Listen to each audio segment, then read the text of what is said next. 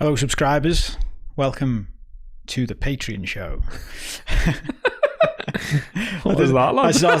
That was when you start a sentence and you don't know what's going to come out your mouth next because your brain's thinking about something else at the same time. My brain was literally like, I need to start the timer so I know what time it is. And then the other part of my brain went, you don't need to do that. You just need to know what time it is when you start. And then the other side of my brain went, you meant to be speaking now. That's Paul Cope bingo as well, isn't it? What? My brain saying. Yeah. My brain just said to me when I went for a piss. Genuinely, this is. I was going to tell you before we started recording, but then I thought we always do that, don't we? And then it's quite interesting. So maybe I'll say wait till we say it. So I just went for a piss, and as I was having a piss.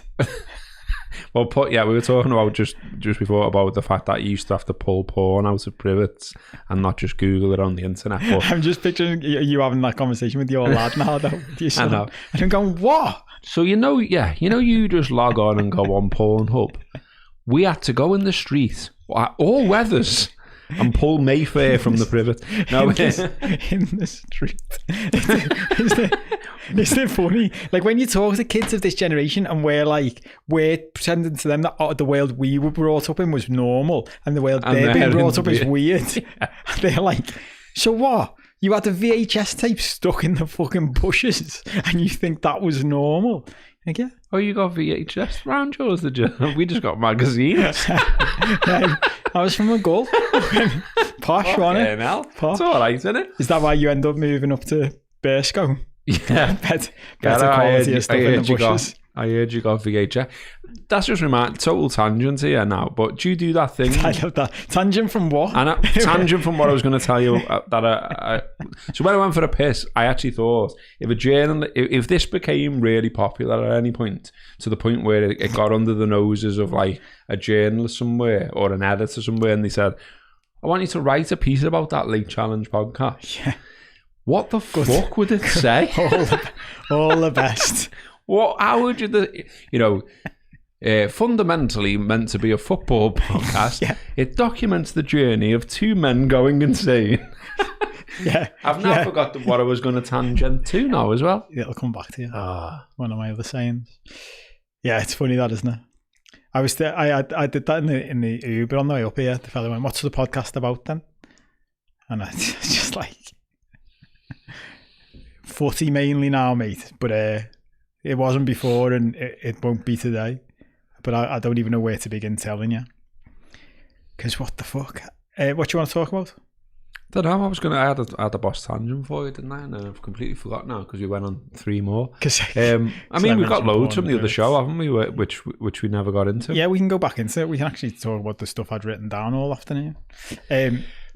Shall I do that while you remember what your tangent was? And then we can go again? I'm not going to remember. It doesn't feel like it's coming back. It is. It's going to. It'll come back. I'll time it. Come back in 2 minutes. It is funny. Like we literally didn't get through the first topic on my agenda in that. Like we got as far as these were the first bullet points on my managerial merry-go-round for the main show. If you've already watched or listened to that, the first one was Poch sacked / left by mutual consent. I think we got there. Next one was madness ? Next bullet point was thoughts. You can see how much effort to put into the agenda. That's as far as we got. Because the next bullet point was the prospect of taking over United, a part of why he left. Ineos apparently spoke to him about the Nice job. We didn't get to my 4th bullet point. And the first 3 were only 1, 2, 3, 4, 5, 6, 7, 8 words. That's how far we got through my agenda. 8 words. That must be some sort of record even for us. We've got some comments in the subscriber bit. Oh, some people come straight over. So have you called this? Am I on the right one? Have you called this? It could be anything. Yeah. I don't have to go back and edit it. Holly Bob says, evening everyone, how are we? Are we missing the footy? Yeah. Emma G says hiya, and liver or liver one. It would be liver, won't it? He asks, which just made me laugh, are you on the meter at the studio? I hope not, because we've took the piss a bit here, haven't we? Like, you were late, then we've absolutely talked shite, not only on the last podcast, but in between and before we started. And these lads are there watching us, recording it, going, Any hopes we can go and have some tea? Yeah. See our families. Lads, you're meant to be finished by now. Yeah, sorry lads. Sorry everyone. Material Studios, Liverpool, for all your podcasting and band recording needs, spoken word, audio books, anything that you might need recording. Material Studios, Liverpool is the place to go. Do you do porn?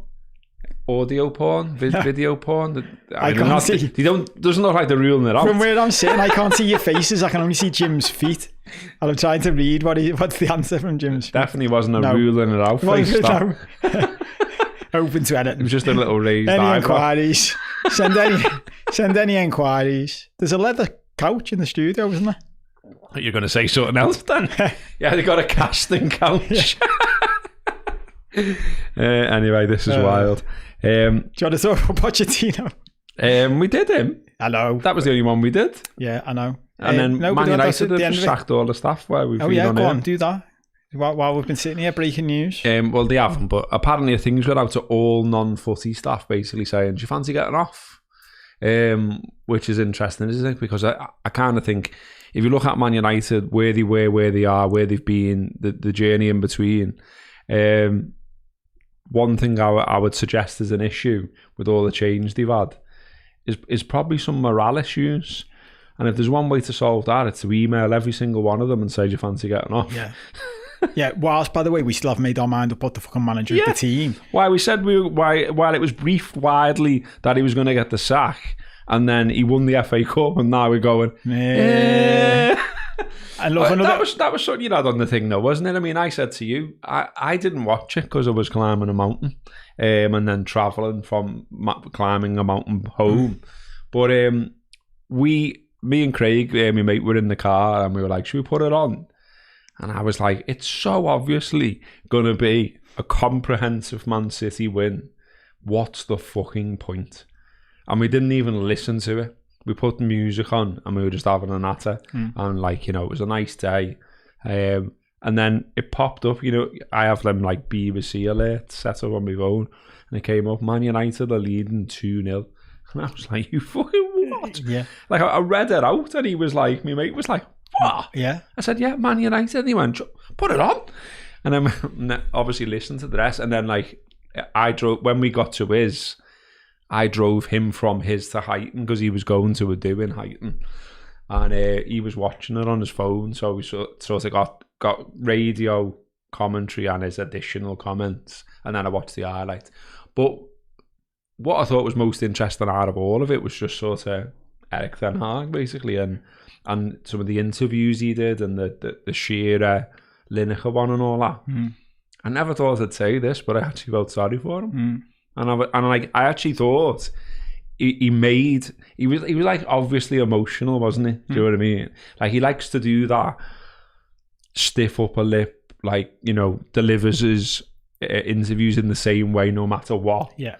But this was like, it was like he was running around putting fucking virtual two fingers up to a lot of people, wasn't it? Did you see where he went to Roy Keane? Like, well, you've been a manager. How did you get on? Type of thing. Did he? Yeah, essentially. And Roy took it in spirit. It was meant to be fair and said something like, well, I did get promoted. Like, don't be too harsh on me. But you could tell that essentially he was saying, and he did say, didn't he, in the Lineker one, you build us up and you knock us down, like, and it's like. Well, do you know what I thought? Fair play to him when Lineker said to him, "Do you think you've been treated harshly?" And he went, "Yeah." Yeah. I thought fair play to you because he could have been diplomatic, couldn't he? And he was like, "No, you have."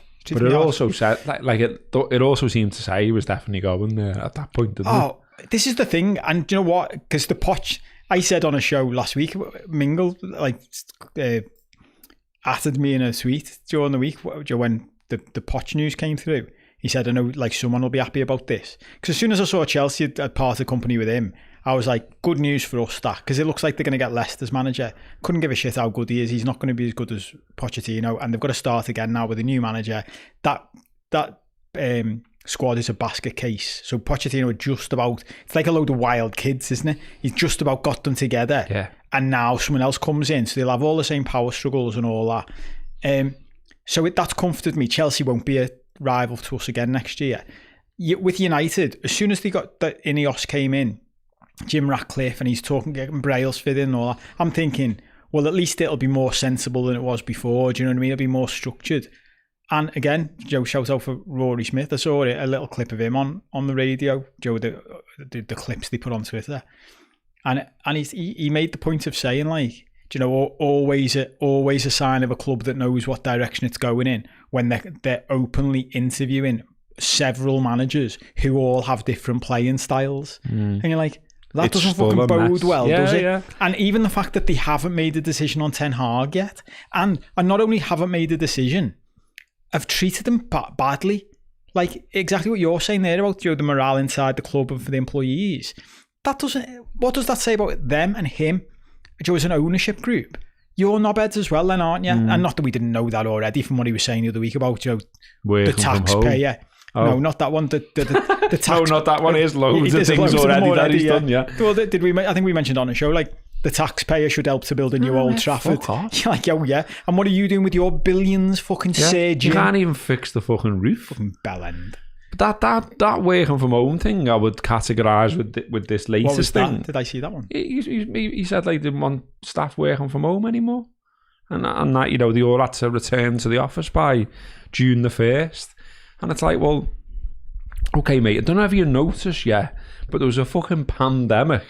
And it was quite influential on people's thinking, not only just sort of like the fact that they were forced to spend a lot of time at home, but it also made everyone en masse fucking reassess life, I would say.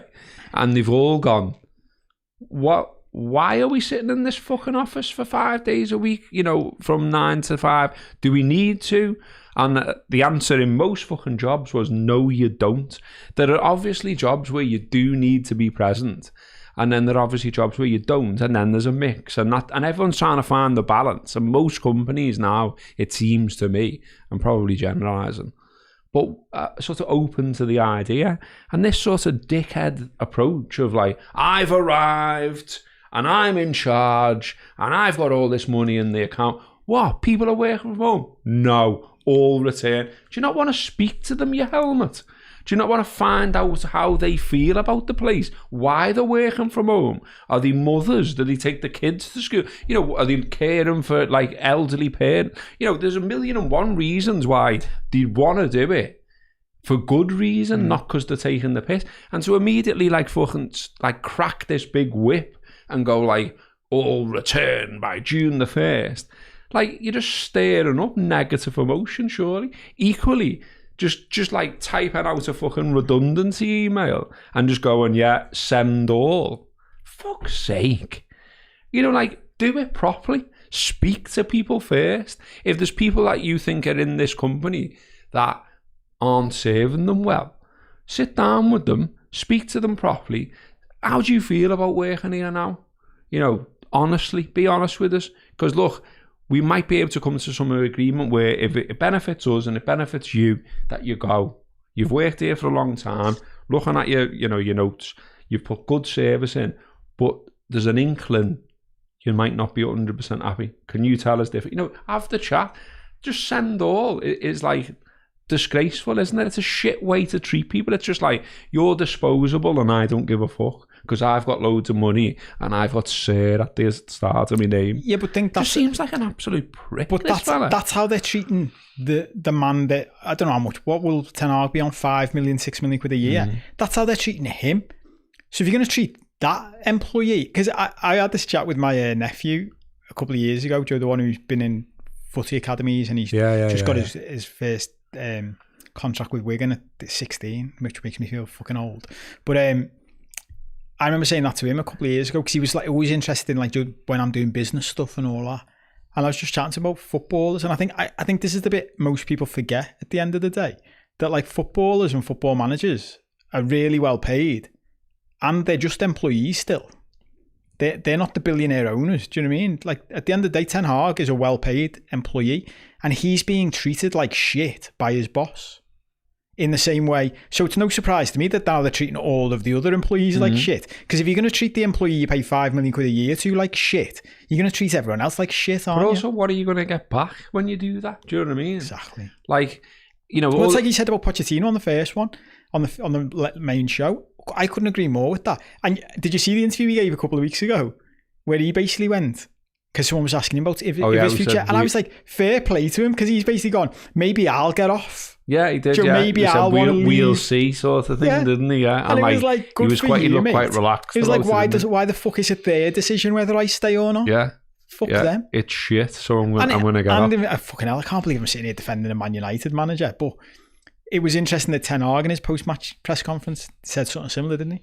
He said, if they don't want me, I'll go somewhere else and win trophies, because that's what I've done everywhere I've been. You know, fair play to you. Yeah. Tell him to fuck No, off. I enjoyed that he sort of stuck up for himself. I mean, you know, the facts remain. You know, like where they finish in the league. Oh, and did you see the other amount stat? the shots against and all that Well, kind of stuff. you were out, so you wouldn't. Have you seen that one? Was it most in Europe or some madness? And Rooney was on the panel, and when Lineker read this out, it's fucking wild. Out of Europe's top 5 leagues, the 96 clubs in Europe's top five leagues, Man United were 95 out of 96 for number of shots conceded. See, that's wild. That's an average of 17.6 shots per game. The only team to finish below them was Sheffield United, who broke the record for number of goals conceded in a season. That's wild, and like that's where you're like, you know, like I say, I had a level of sympathy for him and all that, the way it went, and the fact he won. I sort of enjoyed the fact that I don't enjoy Man United winning anything, but the fact I enjoy when someone gets to stick 2 fingers up to someone, I just do. And look, I'll be honest as well though. Like when they were winning, I found myself watching it thinking, this is a weird feeling, because I was quite happy for City to get beat and not do the double. Which I didn't think I'd feel. I thought I'd be like, let City fucking do who cares. Yeah, I mean, I enjoy, I mean, I saw his interview and he was like spiky as fuck, wasn't he? And he was like, you know, they weren't the better side and all that kind of stuff. Yeah. And you're like, all right, mate, yeah. But, you know, there's other stuff here as well from this Ratcliffe fella as well. So there's the redundancy thing, which we talked about. There's the working from home thing we talked about. But you just think about, like, what needs doing. And like we've already said it loads of times, haven't we? Fix that fucking roof, for fuck's sake. It's obviously symbolic, and it's obviously something that everyone is going to take the piss out of every time it happens. You've gone round as a club, as a company, whatever you want, saying that fucking gaff is the theatre of dreams. And we're all buzzing off you calling it the theatre of streams. And you can't get someone to get up on a ladder and patch it up. It's not going to, you know, sort that fucking out first and foremost to make sure that doesn't happen again. And you've also sort of like marketed yourself and gone on about yourself as the club. Do you know what I mean? Like Barcelona do about themselves. Yeah. Man United have done that about themselves for years, haven't they? So if you want to maintain or look to re-establish that, sort things out like that out. And yet he's running around doing like mad little things that are just adding to the negativity. So, you know, the stuff we've already said. But did you see this as well? United asked any staff wanting to travel to the FA Cup final on Saturday to pay a £20 subsidy to do so. What? Like, I mean, it just seems like, why? What again? What is that 20 quid gonna do to, like, you know, the club's bottom line? And what's it gonna do PR wise to the reputation of it right now? Like, who's where? But these are the bits I don't get. Do you when you're like, I've defended billionaires in the past on the basis of, well, they obviously know what they're doing because they've become billionaires. You don't become a billionaire by accident most of the time. But when I hear things like that, I'm like, really? Like, you sat in a meeting. You don't might think about sitting around the table. You've sat in a meeting and gone, this is a good idea. And no one in that, has anyone in that meeting gone, fellas, I'm not sure, you know. Like, do we need how many staff are going? How many staff from Man United are going to go to the final? And so we times that by 20. What is it? A couple of grand? Do we need that couple of grand, Jim? Could you not pay the couple of grand from money that's just like down the cracks of your fucking car seats? Do you know what I mean? I know. I mean, like, there's a thing around, you know, the sort of more. They're looking to trim. It says they've got over 1,000 staff and they've hired a consultancy firm. I'm sure they were cheap to review business and operational costs. They hope it will mean they will fit it'd be a better fit for Premier League and UEFA financial regulations, and it will allow them greater investment in the playing squad. Just to touch on something we didn't say in the previous show that I meant to say and then forgot was, you know, we talk constantly, me, you, collectively fans, etc., about cost of football, price of football. That was, you know, all the stuff on the BBC today. What about the fucking wages? And like, you know, how is it sustainable to just say, right, here's another June, here's another July. What's the plan this year, lads? Offer them even more money. Yeah, but I was just about to say this, Joe, when you said that, so their justification for saying we're going to cut back on normal people working in the business. Let's say they cut 20 people from their staff who earn 50 grand a week. That's £1 million a year they're saving. £1 million. So 20 people have lost their jobs and you save £1 million. And then you'll go and offer a contract. What's Casemiro on? You're going offer a contract to some fucking past it footballer and you'll give him 250 grand a week. So that £1 million you've saved on 20 people not having a job, for a job that's, you know, paying their mortgage and keep paying for their kids to have food and that £1 million you've saved is going to pay for 4 weeks, a month of a footballer. You've got it back to front, everyone. Yeah. You've got it fucking back to front. Have a look at that Casemiro deal, lads. Yeah. This is the bit you like. So staff, fucking wild. Staff attend, yeah, but the wages in general is wild, and the wages in general seems to be like the thing that we never talk about, or like media never talks about, or football never talks about. And it's like, if anything needs to be regulated, if anything needs to be discussed, if anything needs to be like draw a line in the sand, it's surely that, because that's growing faster than anything else. It's like even the TV deals like stopped now. It's not stopped as in they're not paying. It's stopped as in they're not paying anymore. Do you know what I mean? So they're going, yeah, we'll pay you that. We're not going higher anymore. Yeah. And meanwhile, the wages are still fucking off. Yeah. And there's a big red line going into the sky. And no one's going, hang on, should we stop doing that? Yeah. They're just finding more and more ways to keep doing that. Yeah. And I think that's wild. But, you know, it does feel like, I think loads of people have said it, we've said it, that one day this bubble will burst. You know, it's not sustainable, is it? No. You know, it's surely not sustainable. But yeah, other stuff from this particular piece, I mean, let's be honest, we always sort of, as, you know, who we are, Liverpool fans and all the rest of it, you can't help but revel, if that's the right word, into problems at clubs that you've traditionally been rivals with.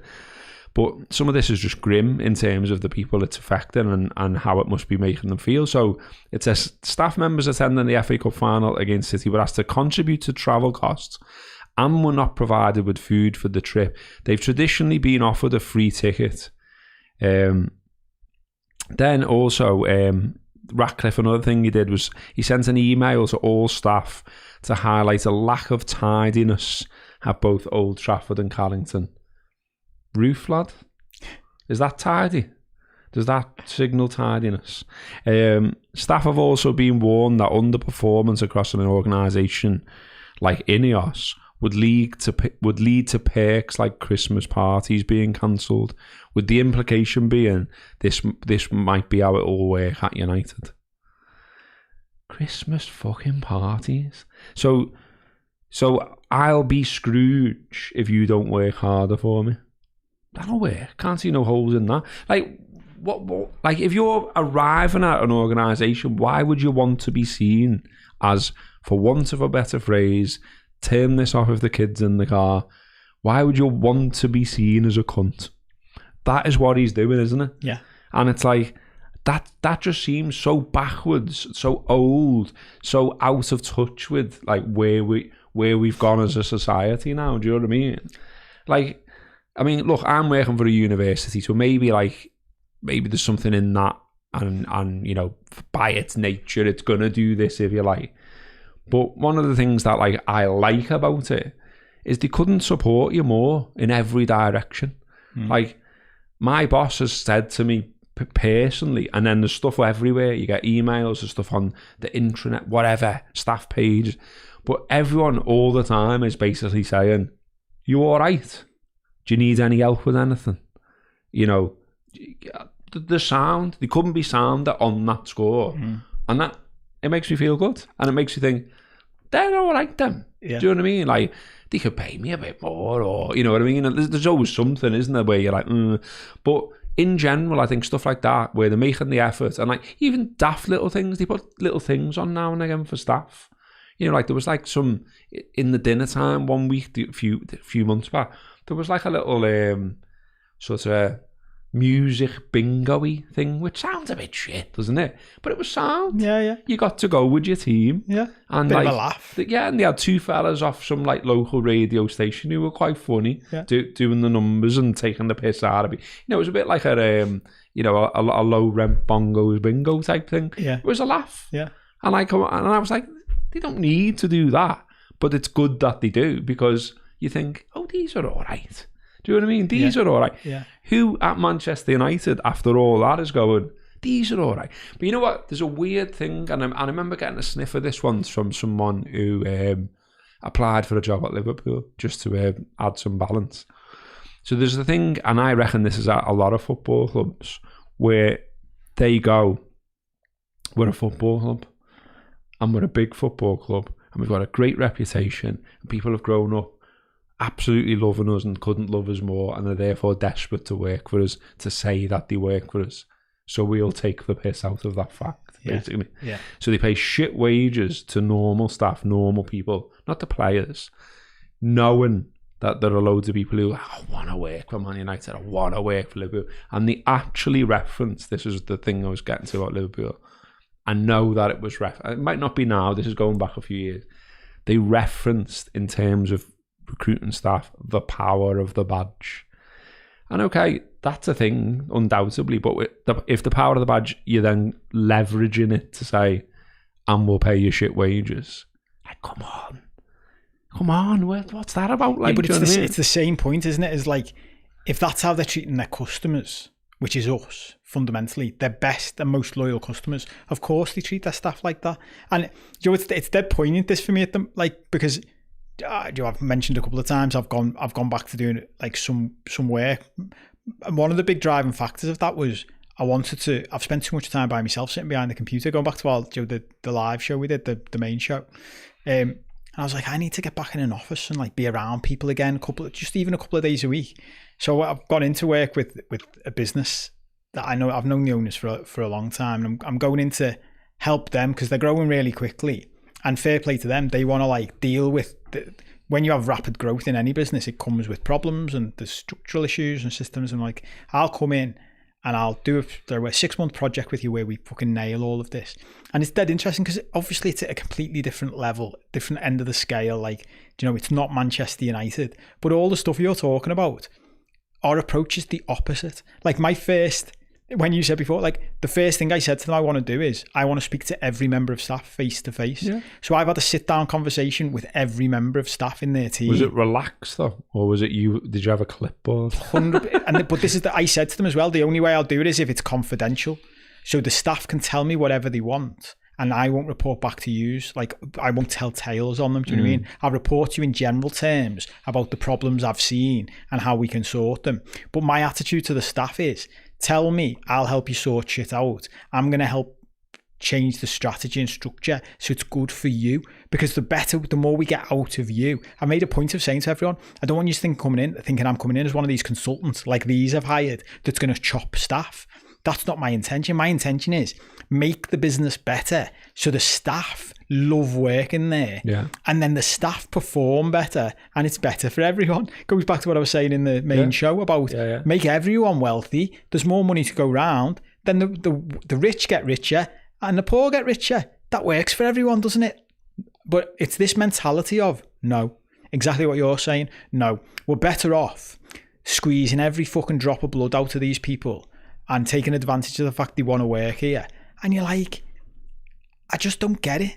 I just don't get it. Doing the opposite works better. It's proven. Like, people who work for businesses that value them and trust them and get the most out of them, they want to do more. It's like the managers you play for that you want to run through a brick wall for. The managers that, you know, when they leave, you cry.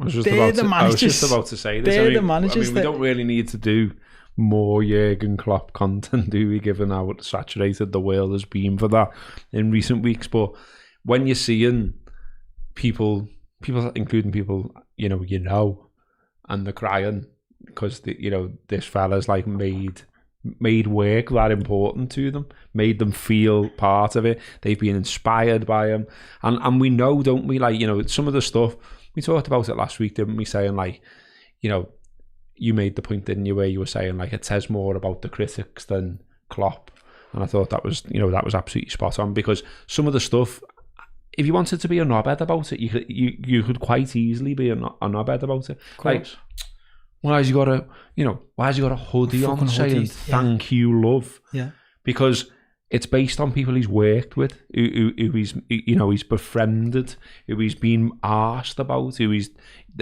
they've touched his life, and vice versa. That's brilliant, and it's really hard to do, and it's really hard to do it genuinely, isn't it? I'm sure like lots of people could have these theories, but then actually carrying them out and like coming across as though you are generally asked about. I mean, how many times have we heard, including from other managers, shit like, I want to know about Brenda the tea lady, and I want to know the fella on the gate and all that. You've heard that before. That's not new.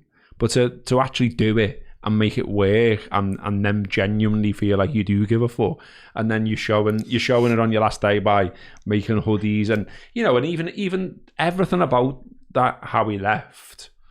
The thing they did where he's almost doing a talk. Well, he did do a talk to the staff at Anfield. No one else was invited, was there? You know what I mean? And obviously again you got like the critics saying, why is he doing that? What's he doing this for? But I can guarantee you the staff liked it. Do you know what I mean? And then he had about 50 million leaving dues for all different people that he wanted to say ta-ra to. And and even like the Instagram thing, there's loads of cynics about that as well. Have you been watching them? I've seen a couple of clips of it, yeah. Yeah. And like, he seems absolutely genuine. And like, if that's not genuine, he's some actor. Yeah, you know what I mean? Honestly, I hate it when people do that. It's not genuine. You're like, well, he deserves fucking Oscars 10 times over. Then I've seen Oscar-winning actors that don't look that fucking genuine. So it's bullshit. But this is my thing. I've had this conversation with loads of people over the years. And it's like, so how do you do it? And you go, you just genuinely care about people. Like, you can't pretend. You can't read about it in a book and go, okay, so if I just learn the tea lady's name, will that help? No, it won't. It's better than not knowing the tea lady's name, but actually giving a fuck what's going on in her life is the most important thing. So do you give a fuck or not? Because if you don't, that's all right. Be authentic that way. The worst thing you can do is fucking pretend. Yeah, and I get, it's like, I think ultimately, like, your motivations will come to the fore, won't they? So like, I've heard some bullshit inside organisations over the years. I've talked about it on here before, and there was a consultant that came in a place I worked in, and he did the speaking to everyone individually and going away and coming, but ultimately you never ever, like, sounds dramatic, but I always thought he was a bit of a rat, like, do you know what I mean? Thought ultimately you're getting paid by them and you don't give a shit about us. And it came across, I could see it right through him. Yeah. And then there was a bit where he tried to be all matey with me at one point, but then I seen him one day with one of the top bosses, and when you get the feeling that you're being talked about, and you see, you almost sense it. You look and you see a bit of a glance and a smear, and you think that's not just part of. And post that was when I think I've said this before. So sorry for repeating stories, everyone. But he came to me at a different point, and I thought that's what they were talking about, 100%. He basically came to me at a different point, and like, gently, friendly, as he put it, suggested that maybe, I would be better off being clean shaven, and maybe I would be better off if, when I wore a tie, I fastened my top button and all that. And that's what it was. He basically called me a scruff, and they were buzzing off it, and I clocked them. And then he tried to turn it into because whatever you aspire to, you should dress like them, you should look like them. And I'm like, what's this? Like, we're making clones of people. I'm my own person. Yeah. You're employing me for my skills, not to be a type of person, not to be a clone of a manager. Absolutely bizarre. It's funny, isn't it? Because I'm like, it's mad that this conversation's come up as I'm in the middle of doing this, and I'm like, every single person I'm talking to, it's funny. A couple of people have gone to me as they've left, or a few people have gone to me. Enjoyed that. It's fucking good. That enjoyed like properly talking to someone who was listening and asking, and one of my questions to all of them, and I always do this like through coaching. Do you know what I mean? Is like, what do you want? What's your ideal role? Who do you want to be in this business? Not this is what the business wants of you and expects of you, and you need to dress like that. No, what do you want? And I've done this before in businesses, and also said to the owners, you've got to be prepared that some of these people might leave when I've spoken to them, because they'll talk to me and realise it's not the place for them. And that size, have I ever told you the Timpson story? This is, I won't be saying anything confidential in this, about speaking to their HR guy, and the complete opposite of this stuff. And it's fucking great. And it's the fella who owns that company, Sando, isn't he? Yeah, but it's dead funny because someone sent me an article about him last week, and they're a Tory family, which is dead interesting. But you would never guess that from the philosophy of the company. Do you know what I mean? And it just shows you, like, just because you're a Conservative doesn't mean you're a fucking knobhead. You can be a Labour supporter and a knobhead, and you can be a Conservative voter and be sound. Because Timpson's, I mean, the article I was reading about, and I've mentioned this to the business I'm working in, like they recruit ex-cons to, like, you know, integrate them back into society. It's a great fucking thing to do, and they say they're great workers. But I met them. I met the business a long time ago now, like 15 years ago, when I was working for one of the big law firms, and I just used to love chatting to people. You'd be sitting there all night, and I couldn't believe, like, you'd be on these big deals with some really like rich and powerful people, and you'd be there in the middle of the night waiting to complete a business takeover or something, and no one would be talking to them. And I'm looking at like my bosses thinking, surely you've got questions to ask him while we're just sitting here doing. So I'd just sit there and go like, do you mind if I just ask you something? And this is something I learned early on, and I've seen it the other way around now. Like, people love talking about themselves. Like, if you show an interest in what they're doing, they're like, yeah, I'll tell you, mate. And I was chatting. So this story was, they were buying out of administration because it had gone bust, a load of concessions inside a chain of supermarkets. And through the due diligence, they knew that the employees were an issue. There was an employment issue with the business that had gone bust. And I was saying to them, I want to understand something, because I don't understand it. Your business, Timpson's, is built around the employees. Like, basically every little Timpson unit you've got, they've literally got a picture of the person who works there on the till, telling you a little bit about them, and it's all about them, like creating a relationship with their customers and all that. And you're buying a business that's apparently got flawed employees. How the fuck are you going to do that? And he said something that you referred to before. Basically, he went, Paul, we don't have any problem with employees because we treat everyone as grown-ups. So if we see someone's having a problem, we sit down with them face to face and we ask them what's going wrong. Because do you know what? He said, and most people don't get onto this, do you know, if an employee's not doing their job properly, they know it as well. They're not bullshitting themselves. They know they're not doing their job properly. So if you sit down with them, instead of being like a bellend, like a school teacher, and you say to them, what's going on? Like, do you not enjoy the job? Have you got problems at home? End of that adult conversation, they say, yeah, I don't want to work here. And you go, sound, we'll help you get another job. And then we just shake hands and they leave. So we never have employment disputes. We never have any issues with HR. It's all just sound, because we sit down and we talk to people. And I'm like, I know. Why doesn't everyone do this? I know. It doesn't seem hard, does it? And this is why, you know, it's one of my absolute pet hates about life, is why people feel empowered to be a bellend because they've got a title or because they're in a workplace. And there's so many people that I've experienced where it genuinely doesn't, you know, nothing raises my rent more than that. Do you know what I mean? Like, it's like, I've said to people before in work, like, can I stop you? And then I've gone, you know how you're speaking to me now? If you spoke to me like this in the street, I'd knock you out. And they've gone, it's not acceptable for you to say what you just said. And I was like, and equally, it's not acceptable how you just spoken to me. You're angry. You're in my face. You're calling me names. And you just think you can do that because you got a position of power? No. And I said, and you wouldn't speak to me like that on the street because you'd know that was a potential consequence. There's a consequence, yeah. And yet you just feel empowered to do it in here. No. Like, what is that? Yeah. What is that as a way of managing someone and motivating someone? And something I think about, this conversation and in general is there's an element, like there is with so much of life, like there's just an element of luck, isn't there?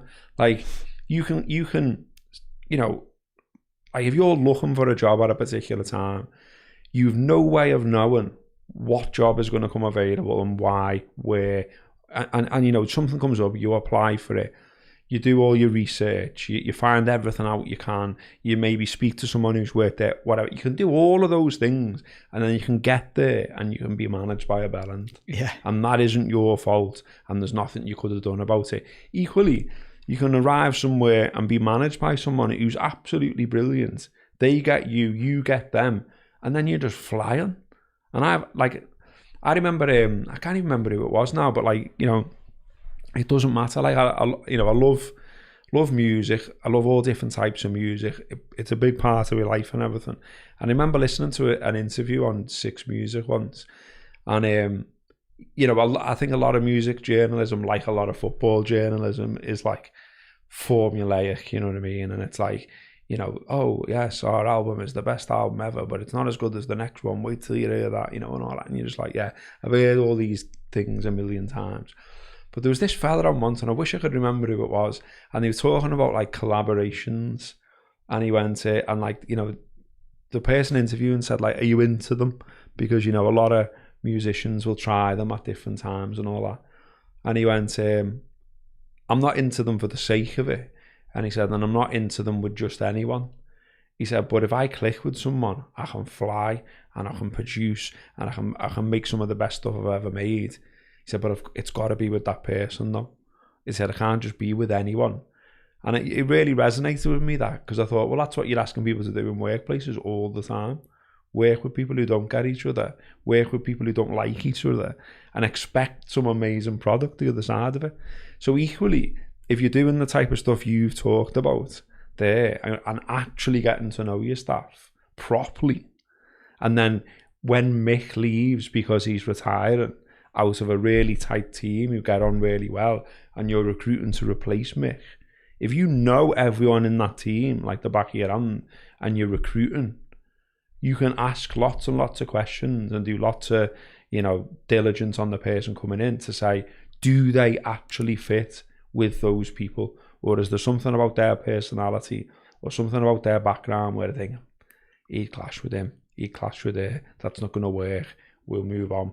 We'll throw it back out until we get the right person.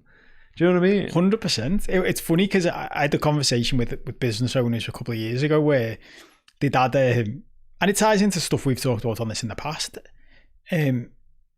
but they'd had an issue where like the culture inside the business was like quite a laddie, jokey culture inside the construction industry. And that's what they used to wind each other up loads. And then they hired someone who was very sensitive around a number of topics. So then the entire culture of the office had to change to placate this person who was complaining about stuff.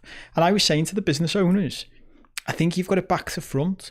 Like, it's your business. So it's fine for you to define the culture, but then you've got to recruit people who fit the culture. There's no point you recruiting people who don't fit the culture, and there's no point someone coming for an interview and they could be the best employee on the planet, but if you don't fit what you want the culture to be, it doesn't work. And this is all part of the same thing. Like, I don't see that many companies who put any thought into this whatsoever. Do you know what I mean? Like, when they're recruiting, you're thinking, would your personality blend with our manager, or will you just fucking clash? Because if you will clash, it's pointless. Why are we doing this? It's daft. I just don't see people thinking about it at that level. You don't get asked about it. It's wild, isn't it? You don't get asked. It's a lot of like recruitment processes are so formulaic, and I think like if you're bright, and you don't even need to be that bright, you can work out exactly what you're going to be asked, prep accordingly. Yeah.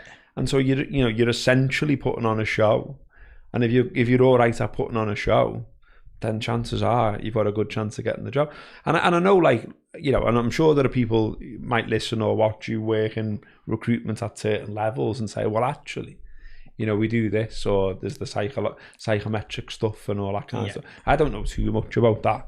I've had it done. I have had it done to me, and you know, like all that. You know, they put you in like color code personalities, don't they, and all things like that.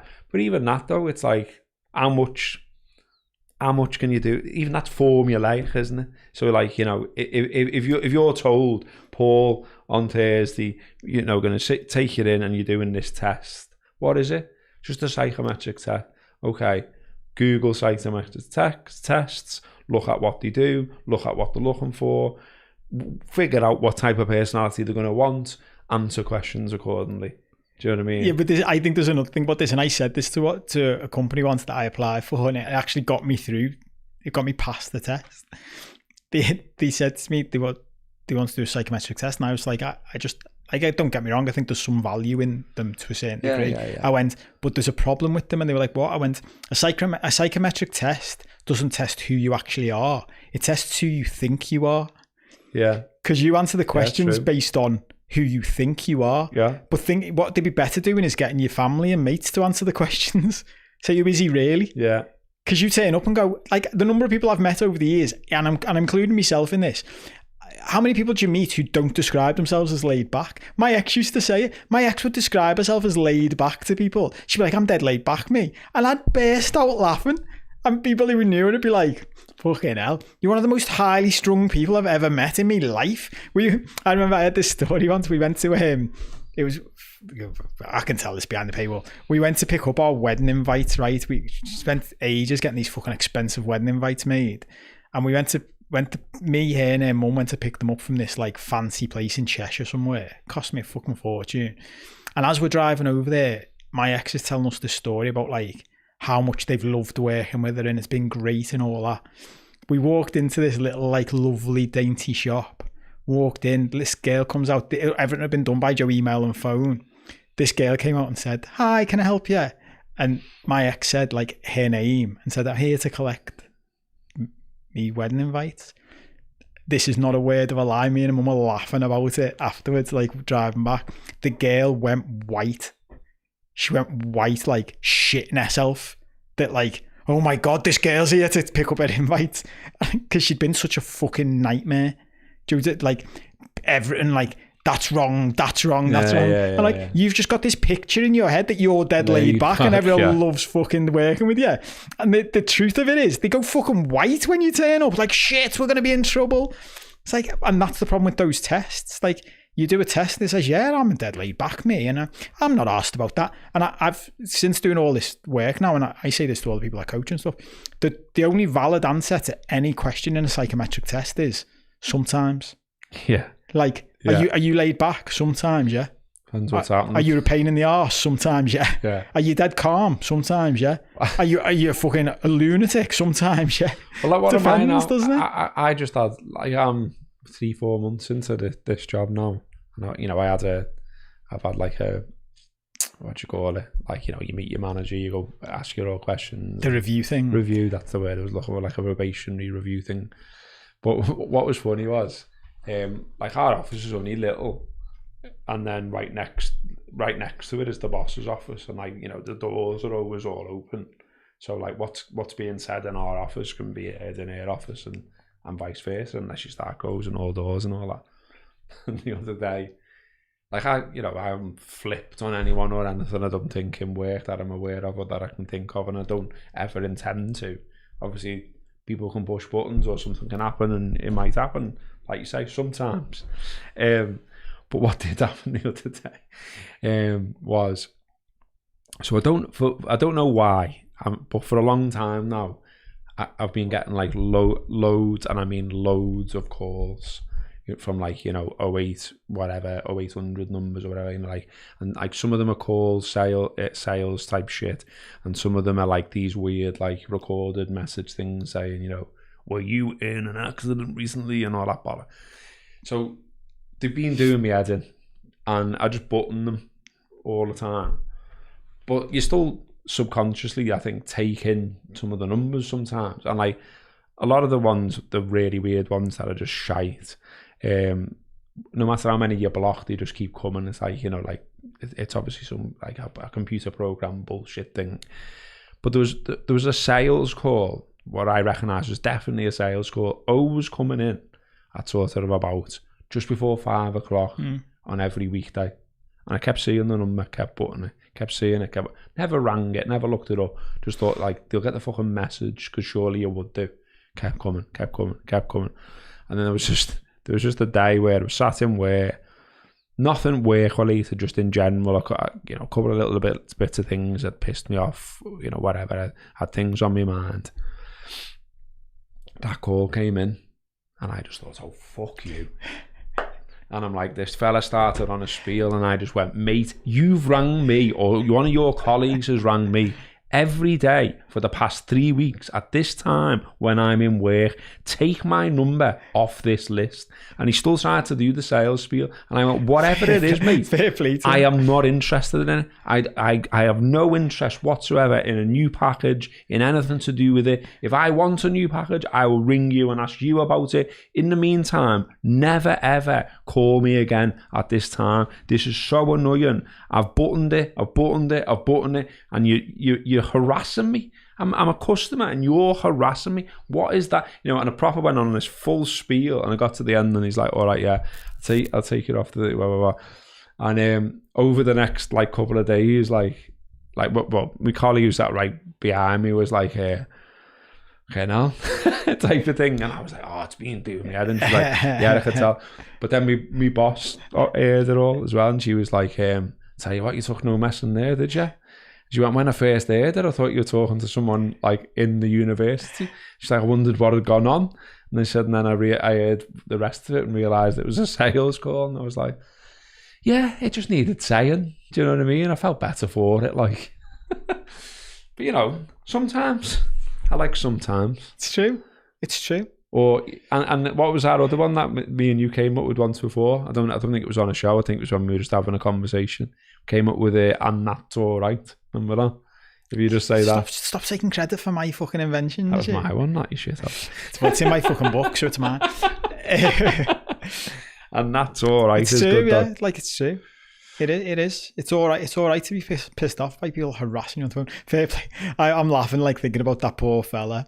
And he gets through to you, fucking ranting at him, and he's like, oh, for fuck's sake. And he's and he's there going, I've still got to do the fucking sales pitch here, shit. I couldn't do that job at all. I know. And I don't know anyone who has done it. And I know a few people where they they said no matter how hard-nosed you are or mentally resilient you are, it gets to you, do you know what I mean?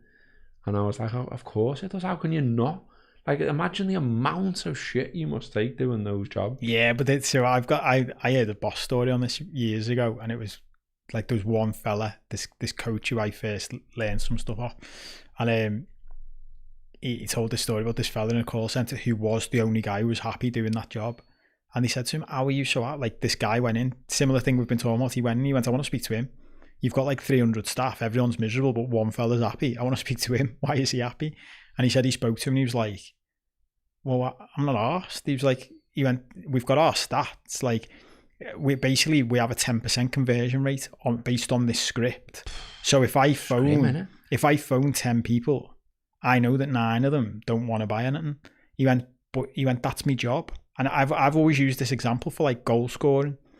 Mo Salah smiles when he misses chances because he knows he has to miss chances. He has to. It's not negotiable. If he's going to score, the best, Lionel Messi, I remember looking this up, Lionel Messi's goal to shots conversion rate was about 1 in 6. So arguably the greatest player that's ever lived had to miss 5 shots for every goal he scored. So if you get annoyed with the 5 shots you miss, you're just getting in your own head. Yeah. So you've got to smile. And this fella from the call center was like, so I celebrate the misses. Because I keep a bar chart in front of me on the paper. Because he went, I need to get 10 sales every day, which means I need to make 100 calls and get 90 rejections. So every rejection I get is a step closer to a sale. So because if I look at it like that, when people, I know they're going to reject me, I'm just nice to them anyway. So instead of leaving the call going, that was a fucking failure, I leave the call going, I added to that person's day. Joe, instead of me being a pain in the arse, I phoned them up and I was nice to them and I had a little chat. And they were like, well, he was nice. I didn't want to buy what he wanted to sell me, but he was nice. And they came off the phone smiling. I came off the phone smiling. I ticked off one of my failures. Mindset, yeah. Sound, innit? Yeah. It works really well. It's funny because just a couple of weeks ago, I think I said this to you when we went out for a meal last week, whenever it was. Like, I just a couple of weeks, I was like, I'm just going to start doing that every day. Like, every time I get in a taxi, every time I get on the bus, every time I go to the train, every time I go into a shop, just be dead nice to the person in front of you, and it makes you feel better. Like, yeah, no, that's definitely a thing. 100%, definitely. Like, 100%. I watched a thing on it. Did I send you the link to it? I don't think I did. There's a thing on Amazon Prime, and I was just scrolling one night, and literally, like, the beginning was like, could you be happier? I was like, this is my type of show. Let's have a look. And it was this Australian guy who one of my clients has heard of, so he must be quite famous in Australia, and he does a thing about happiness, and it's stuff. If you've been in this world, you've heard loads about gratitude, empathy, and kindness. But his boss, like, what was his name? Hugh Van Cuylenberg, something like that. Oh, shit. There it is now. There we go, yeah. Hello, mate. That was a sales call. Yeah, imagine that. But that one of his things in it was being kind to people releases oxytocin in your own brain. So it's better for you to be kind to people. So I was just like, yeah, well, even if you're doing that, it's like, yeah, because it's proven that, like, if you obviously hugs it releases it, doesn't it? And you always say, like, if you're getting hugs or you're giving hugs and receiving hugs and all that's good for you. And I totally get that and think that is a thing. But I imagine on a smaller level, and again, just sort of goes back to, like, animal world almost, isn't it? Like, if you get like a smile off someone, if you're smiling at them and they're smiling at you, that makes you feel good, doesn't it? Do you know what I mean? So, like, I imagine that's the thing. I another tangent. I like to watch all these. I like watching all these, like, when you're just doing a bit of mindless scrolling. A lot of the mindless scrolling is literally bullshit, isn't it? And shite and stuff you don't want to get involved in. What I've tried to start doing is like following more wholesome stuff.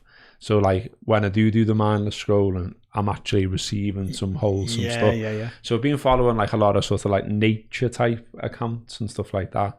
And some of the stuff you get up is absolutely boss, I've got to say. Like, so there was one I was watching the other day, like, animals in captivity. We could do another show on that, and that's a whole debate in itself. But it exists and it's a thing. So let's just leave that there, park that there before we disappear down that route. So there was someone had videoed this woman who was, like, looking in at, like, the gorillas in a zoo, or chimpanzees, or whatever they were, some form of the monkey family. And she's holding a little baby as she's looking in. And the gorilla, chimpanzee, whatever it was, Ma, looked at the kid in the mum's arms and, like, basically went like that. Then ran off, got her baby, and come back and went, I've got one as well. Yeah. And it was like, whoa, how boss is that? And then I seen this one last night, and it was this lion on its Todd getting, like, attacked by, like, a huge pack of hyenas. And, like, they're all, they're biting it from every direction. And even though it's a lion, it's slowly getting more and more knackered. And, it might take a chunk out of one of them, but more hyenas just kept coming from every direction, and it was kind of fucked. And then another lion turned up, and, like, its mate, do you know what I mean? And then all of a sudden, two of them had them off. And, like, at the end, it sort of, like, like, went like, nice one, mate. Is right, lad. Yeah. And it's just boss. Do you know what I mean? It was just like, how boss is that? Like, I don't know. I love all stuff like that. You should start one of them channels. Have you seen anything where people do the voiceovers as if they're talking to each other? They do it with dogs. They're proper funny. I'd love to see that video with just the lion at the end going, "Is right, lad." Yeah. Oh, mate, I thought you were going to have me off there. Fuck there, lad, till you came along. Yeah, don't worry, I saw it. Got you, lad. Graham Spencer's in the comments there just saying it is still nice to call someone a cunt in your car when you're driving, though, sometimes. And yeah, sometimes. Sometimes. Right. I do that. I mean, like, some weirdo on Sunday, the M6 was absolutely chocker, decided to undertake me swerve in front of me just to get into the fast lane, when all I was doing was, there was more cars, there was nowhere to go. I was just keeping a distance because it was absolutely pissing down, and I had a baby in the back. Do you know what I mean? So I was like, and like the middle lane, every lane was chocker. Yeah. And I was just like, well, what have you just achieved? Where are you going? Where are you going, and why have you just done that? Yeah. And so flashed the lights, beeped, V's, wanker sign, cunt. Felt better for it. Yeah, there you go. And I sort of semi-laughed to myself thinking about, when you said that it's not soundproof. I mean, he wouldn't have heard me because we were on the motorway, but I've started to bear in mind that in certain situations, people might actually be able to hear me. You should phone up Vauxhall. Hey, is this customer service? I've just been told that the Vauxhall Mokka isn't soundproof. For the £12,000 I paid for this car, I expected it to be soundproof and bulletproof. We're out of time. We managed to get through as an agenda update. This is bringing back memories. We used to do this all the time before we were doing footy stuff. As an agenda old school, update. Yeah. Old school pair of shows. We got through 1 page of my agenda, which I worked hard on and thought, it's crazy, isn't it? One day we won't do an agenda and we won't worry that we'll run out of stuff to talk about. I literally still put at the end of every agenda, just in case we need this. Fucking 1 page out of about 10 pages. Anyway, that's it. I've got to go. It's 8:30. I've had nothing to eat apart from a big bag of cookies. I'm hungry. Me too. The shit we do for you. A hard day in work. And then the lads are here like, shut the fuck up and go home. You're meant to have gone home an hour ago. As always, thank you for watching. Thank you for listening. Thank you for your ongoing support. We couldn't do this without you. Literally, it would be a waste of time. We would just be sitting here talking to nobody. So thanks. We appreciate it. Hope that has brightened your day, allowed you to have a rant, added to your life in some way. If it has, tell your mates about it. If it hasn't, don't tell anyone. And that's my new favourite joke in this podcast. That's it. See you next week. Have a good one. Love you. Bye.